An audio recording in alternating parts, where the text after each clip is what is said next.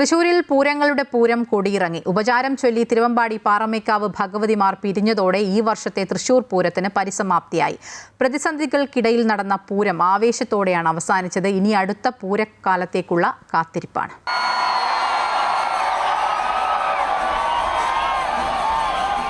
ഇനി അടുത്ത പൂരക്കാലത്ത് കാണാമെന്ന ഉപചാരം ചൊല്ലി തിരുവമ്പാടി പാറമേക്കാവ് ഭഗവതിമാർ പിരിഞ്ഞു. അങ്ങനെ ഈ വർഷത്തെ തൃശൂർ പൂരത്തിന് പരിസമാപ്തി കുറിച്ചു. പാണ്ടിമേളത്തോടെ ആരംഭിച്ച ഭഗവതിമാരുടെ എഴുന്നള്ളത്ത് 12:30യോടെയാണ് ശ്രീമൂലസ്ഥാനത്തെത്തിയത്. തിടമ്പേറ്റിയ കൊമ്പന്മാർ ശ്രീമൂലസ്ഥാനത്തെത്തിയപ്പോൾ ഭഗവതിമാർ മുഖാമുഖം നോക്കി. പിന്നീട് അടുത്ത പൂരത്തിന് കാണാമെന്ന് പറഞ്ഞ് ഉപചാരം ചൊല്ലി.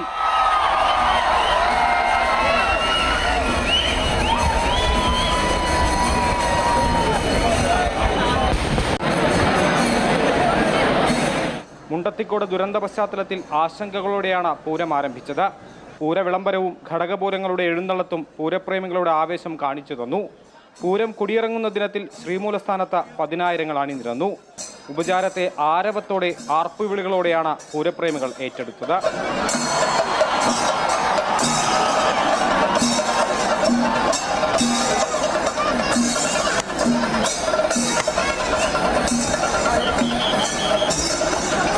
മുണ്ടത്തിക്കോട് ദുരന്തത്തെ തുടർന്ന് പൂരത്തിന് വെടിക്കെട്ട് പൂർണ്ണമായും ഒഴിവാക്കിയിരുന്നു. കുടമാറ്റം അരമണിക്കൂറിലേക്ക് ചുരുക്കിയിരുന്നു.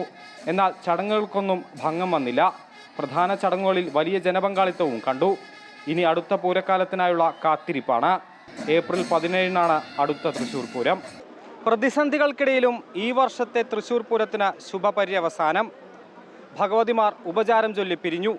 ഇനി കാത്തിരിപ്പിലാണ് ഓരോ പൂരപ്രേമിയും അടുത്ത പൂരക്കാലത്തിനായി. വടക്കുംനാഥ ക്ഷേത്ര സന്നിധിയിൽ നിന്നും ചന്ദ്രജോസിനൊപ്പം ഹരീഷ് നാരായൺ, അമൃത ന്യൂസ്.